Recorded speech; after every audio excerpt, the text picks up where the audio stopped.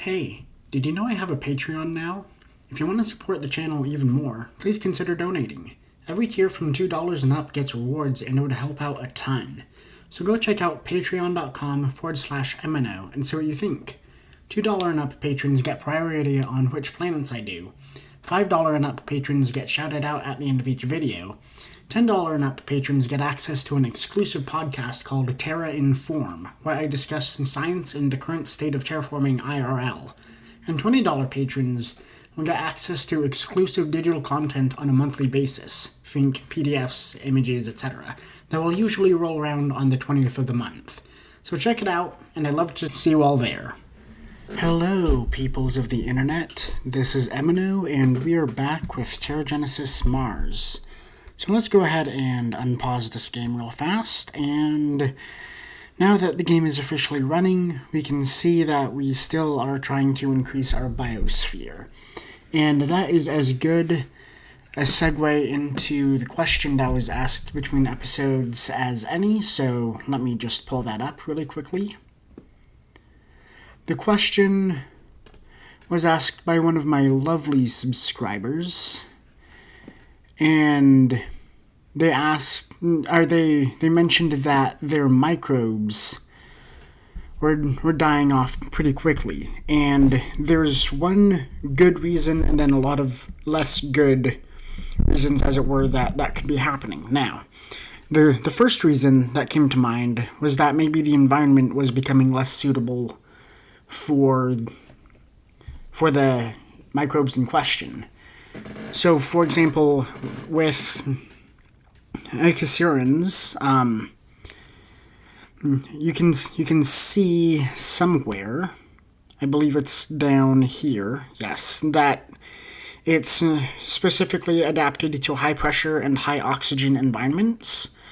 So right now, it's doing pretty well because we have a good amount of pressure for it. And we are actually kind of low on oxygen for it, but it doesn't really care, it looks like. Let's go ahead and decline this right now. I'm answering a question. So as you can see, the environment is pretty conducive to Icacirans being healthy, but if there were more things, like if I had replaced nitrogen fixing with, let's say low water adaptation or aridity, which would make it do better in low water environments, then it would be doing even worse. And so the point of all that is to say that you need to be paying attention to how the environment is changing as you're terraforming, either back down to habitability or back up to habitability, that the microbes you're creating and the microbes that are already there aren't being adversely affected by those changes. And if they are, then they'll die out eventually, but maybe to be safe, you might want to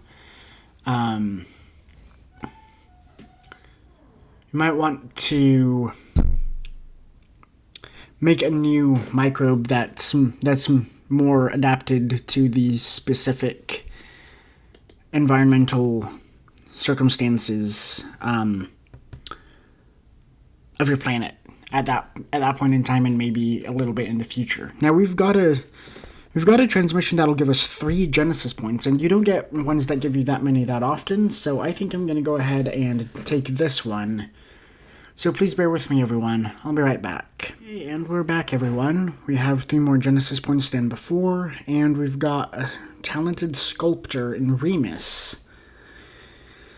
And I say we do live shows. That way, Remus will start growing even more quickly than it currently is. And yeah, it's got plenty of room to grow, so I'd say we made the right choice there.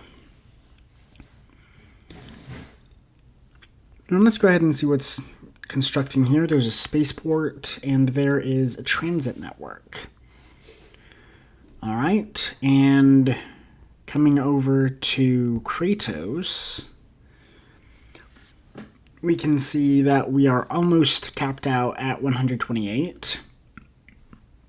And we're building a transit network, an eco simulator, and a habdome. And to hurry the habdome, we need to spend 4 Genesis points, and I say that's a good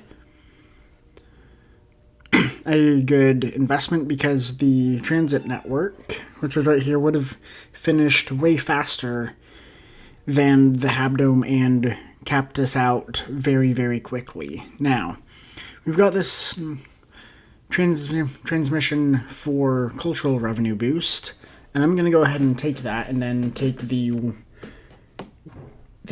transmission for mining revenue boost that's sure to come soon afterwards. So please bear with me, everyone. I'll be right back again. Alright, and we're back. We've got a 200% boost to cultural revenue for an hour, and that is good.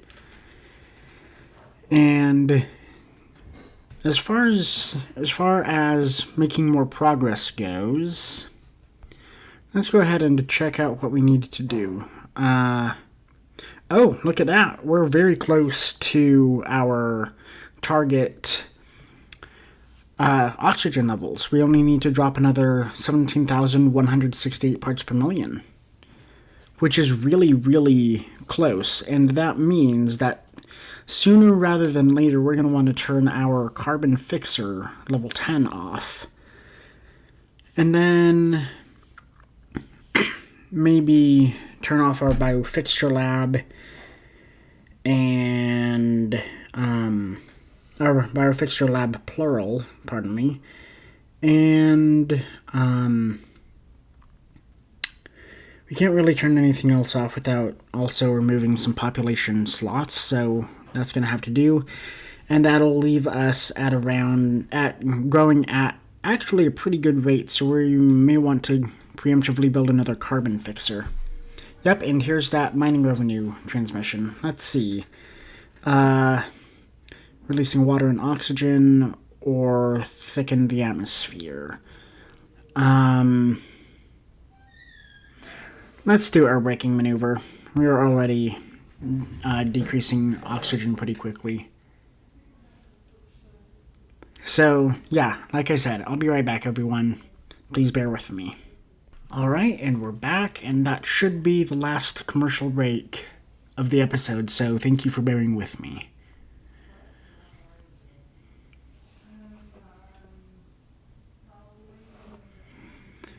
Now, I was going somewhere just a second ago, and I'm going to remember where that was any second now. We were just talking about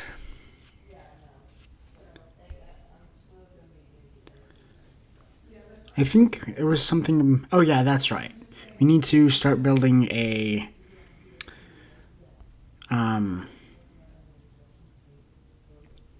biofixer, I believe is what it's called. Biofixture lab.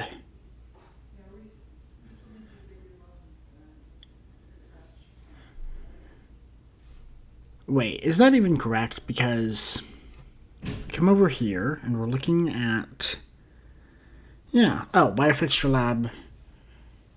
Yeah, I meant to say carbon fixer. We'll want to preemptively build one more carbon fixer. So let's go ahead and do that. If I can stop misclicking all over the place. Let's go ahead and begin that construction. Oh, are we already building one? No, we're not. Okay. So that's good. Anyways, now we've got that preemptively done. We're double checking our oxygen levels.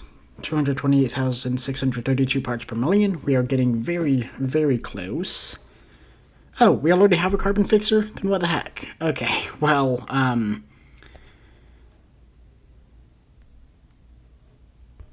I mean, we've already invested the credits, so we'll keep that. And we can either just keep that inactive or remove it completely. And we might activate it for a little bit to keep the oxygen from growing too dang quickly, but I think we'll go ahead and destruct that when the one in Wandermere... No, the one in Remus finishes building. And another 3 Genesis point transmission. You know what? I'm going to ignore that. Because I already told you that there weren't going to be any more commercial breaks, and I try to keep my promises as best I can. So, let's see. For animals and humans, our temperature is a little bit on the high side, but it's doing just fine. Our pressure, what is up with our pressure? Oh, it's still decreasing, it just hasn't been decreasing as quickly as our oxygen has. Okay. So that's good. Our oxygen... Oh, yeah, is at least not completely over in the red anymore. It's now in the orange to yellow zone. Our water is a little bit high. Are we still growing in terms of water? Yeah, at 17 centimeters per minute. And we've got a level 2 ice launcher active. Good grief. And they're all coming from habdomes. All of our water growth is coming from habdomes.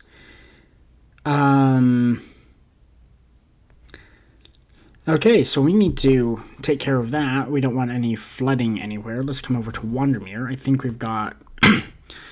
yeah. And...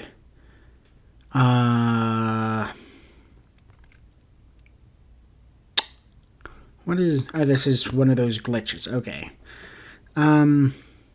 So how about we build... Let's come over here. Let's build an electrolysis plant. Yeah, but of course that's going to be adding oxygen to the atmosphere a little quicker.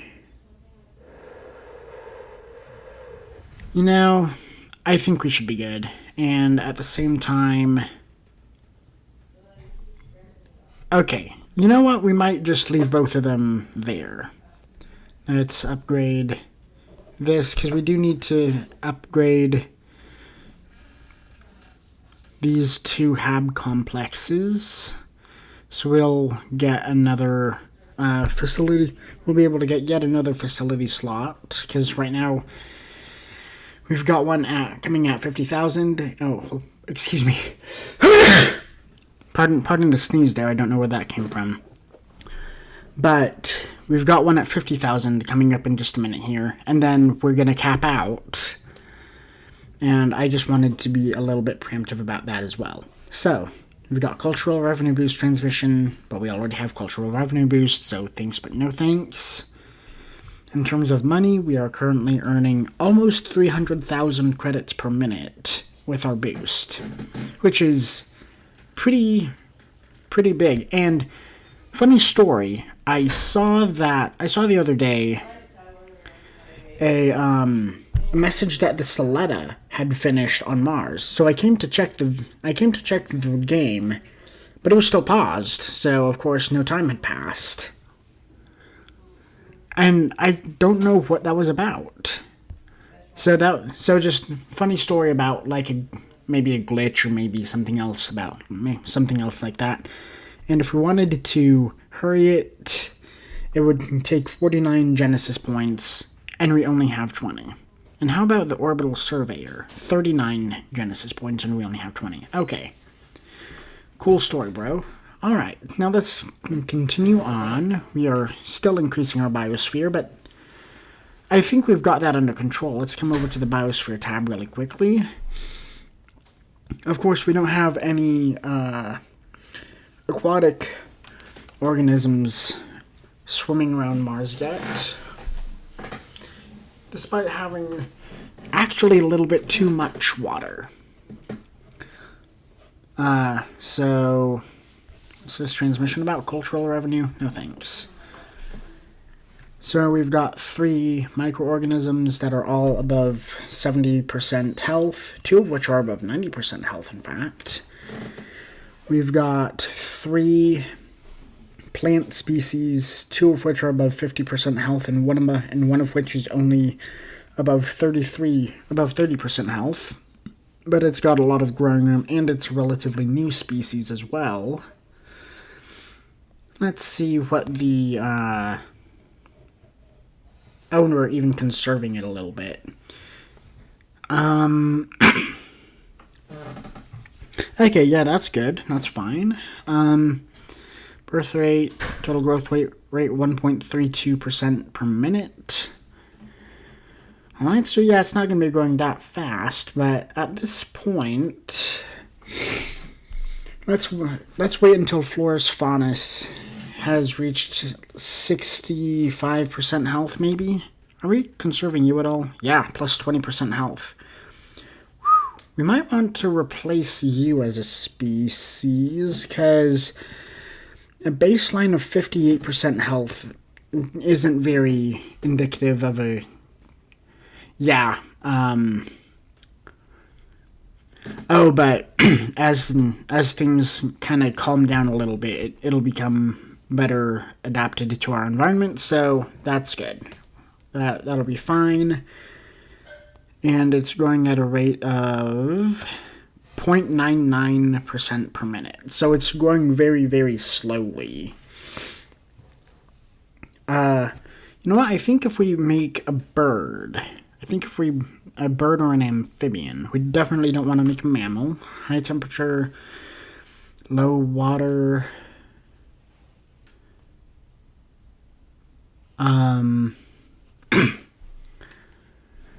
Ones with high temperatures and sea levels. Most birds thrive best on worlds with high enough air pressure to support their ability to fly. And Earth has that, and Earth also has enough water, usually, for amphibians, except in specifically arid climates, so maybe that. High temperature, okay. Insects, 100% birth rate, minus 50% support. Mammals, 10% all tolerances, and 50% birth rate. And reptile, high temperature, high pressure.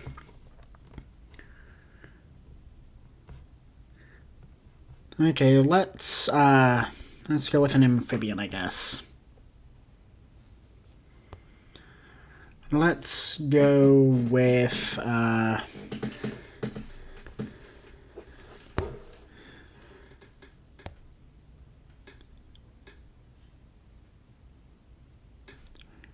No. And is this I thought we picked amphibian. But I'm seeing flying and... I mean, it would be cool if they had a flying reptile. I mean, flying amphibian. Let's go with social behavior. Nope. Sorry. Birth rate, low pressure tolerance, K. Pair bonding.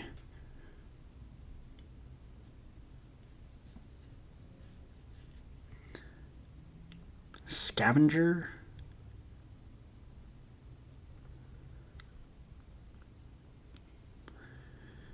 Extremophile, minus 70% support. Significantly less support to other species due to their inconvenient locations. Okay, let's go with, well, no thank you on that. Coming back to biosphere. Oh yeah, I may have actually clicked on bird.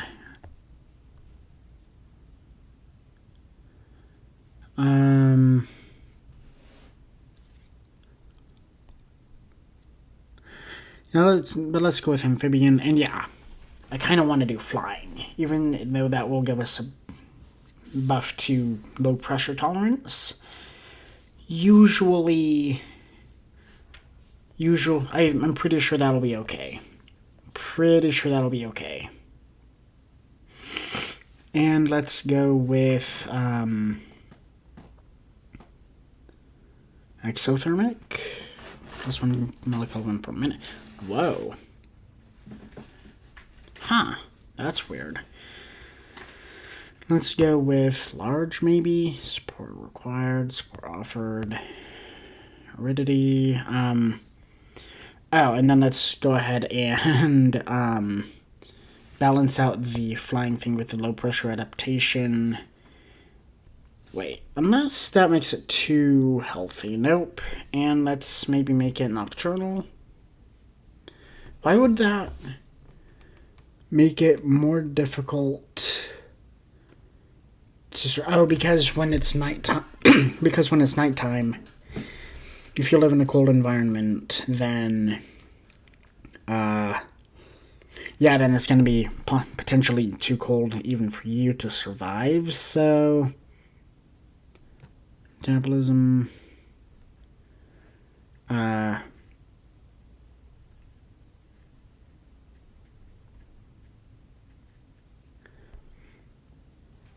And,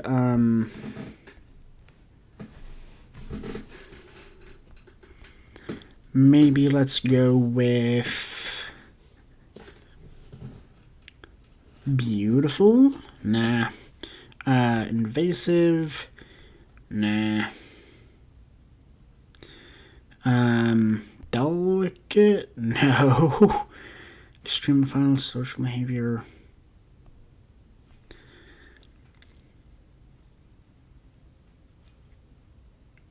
Yeah, let's go with that. And yeah, that will create a very healthy organism. Let's call you flying frog. Like that. Because it's an amphibian that can fly, and you can't convince me that it's not a frog. You just can't convince me that it isn't.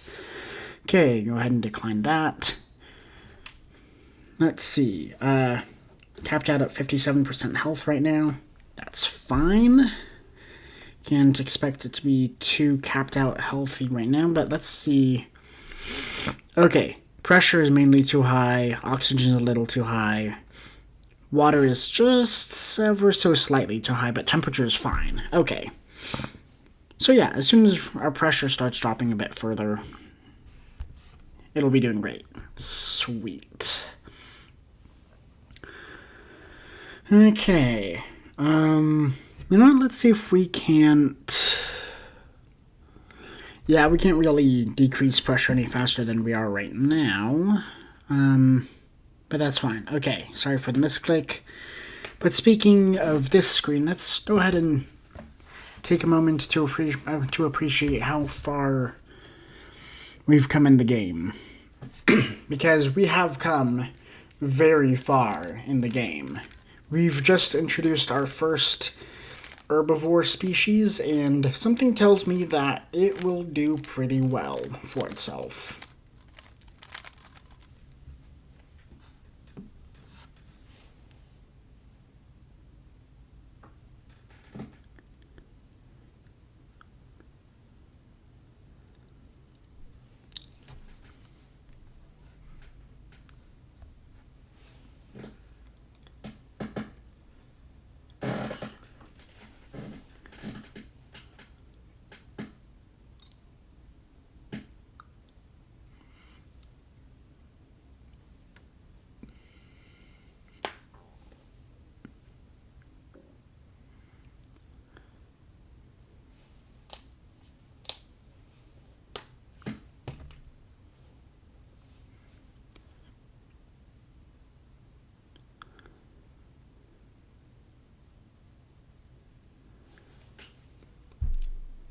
Alright, and I think that is about enough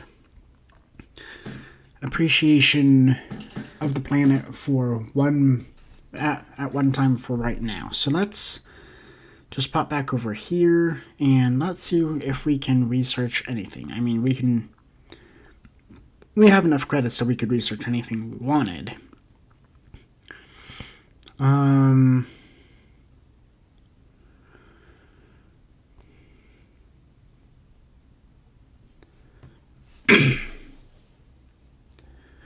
Let's go ahead and how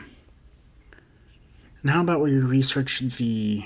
Oh, we're already researching the Deep Sea Collective. Wonderful. And it'll cost 2 Genesis points to hurry it, but we're not in that big of a hurry. Mining revenue boost. No thanks. I can't believe I didn't see that our labs were already engaged with what I was about to start researching, no less. That's pretty weird. That's kind of weird. And a new colony will cost 20 million. Okay, good to know.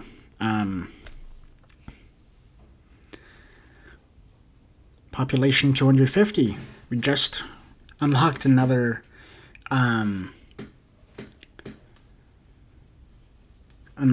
facility slot.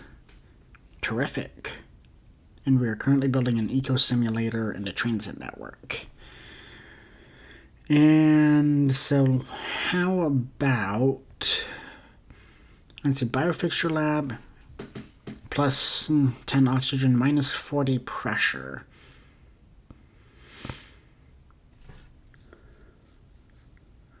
Huh.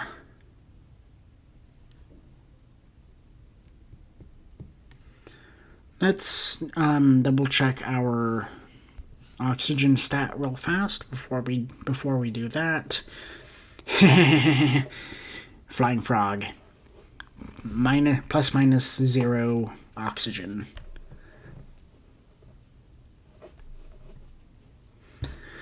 Okay, but oxygen stats seem to be all in order for the most part.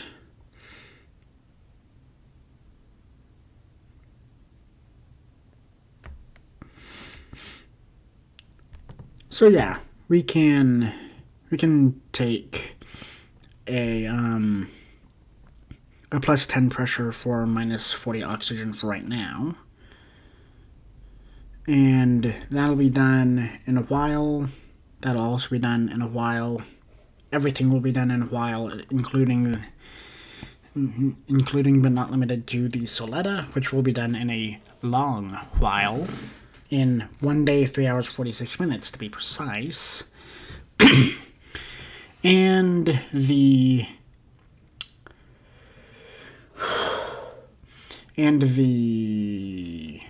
orbital surveyor, which I believe will be done in just over 1 day. Yep, 1 day, 6 hours. 1 day, 6 minutes. So, let's go ahead and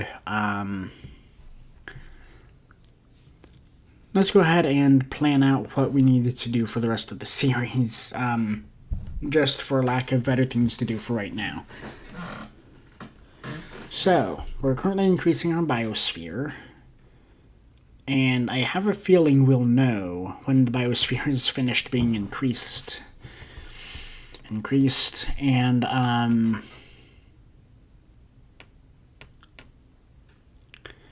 after that, we really only need to manage our water levels a bit more. We are still growing.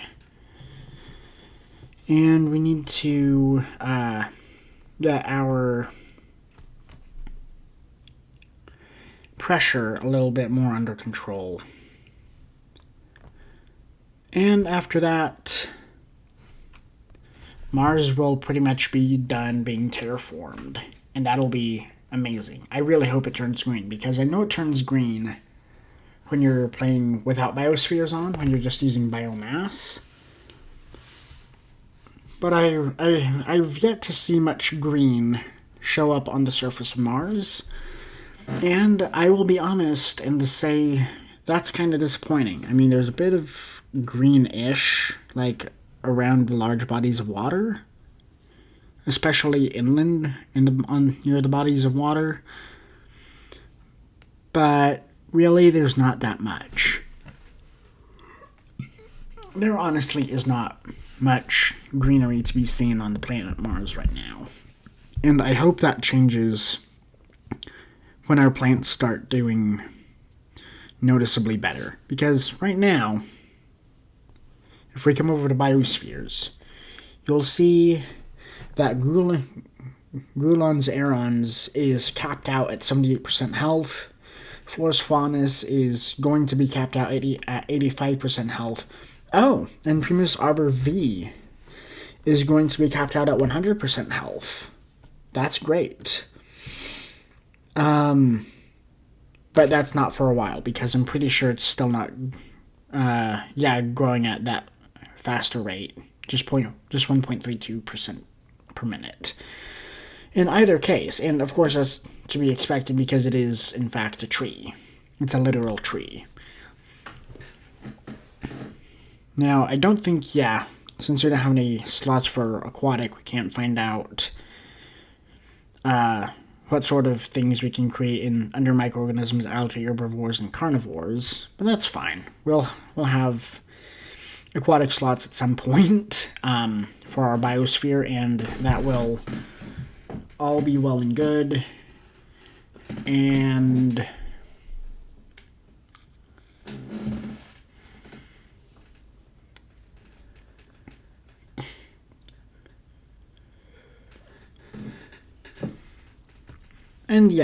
like I said, I really hope there's going to be green on the planet Mars when we have reached human and paradise levels of habitability, but I am not entirely certain that that will be the case.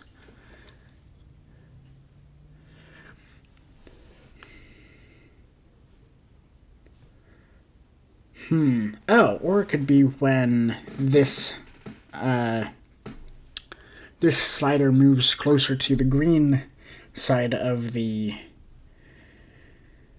What on earth is that even measuring? So it says terrestrial plant support, meaning that it's able to support plants on the surface, which I'm noticing matches this. Is this just measuring... Is this just like a summed habitability score? Because right now it's all the way down at 6 or below, because it can only host plants right now. But I wonder if, like, when oxygen gets more into the correct range and pressure gets more into the correct range, will that change? I mean, for humans, because obviously all of that's already pretty far in the green for plants and microbes. So that might be what it'll take for green to show up on the surface of Mars.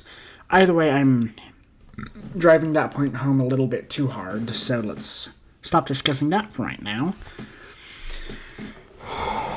Anyways, as far as the status update goes, the year is 2206. We have 23,567,000 credits in climbing. We currently can sustain plants, although we do have one herbivoric species on the planet Mars, which is an amphibian, interestingly enough. We have 168,750 people on Mars, and it is growing at a rate of something like 200 per minute, 332 per minute. Despite several rashes of organized crime in Zakharov's Wish, and actually 0 elsewhere. Oh, hey, Grillons, Arons, and Primus Arbor V are both contributing to the population growth rate. That's cool. And I'd say we're maybe 80% done, maybe 75% done in terms of actually terraforming the planet. We do still need to get the oxygen and the pressure in check and add a couple more animal species onto Mars, but that should be pretty much the extent of what we need to do to terraform Mars to paradise levels of habitability. And with that, let's do one more check around the colonies. We've got plenty of population room for more population in Kratos, as we do in Remus. We're almost out of room in Wandermere, but we will be using our next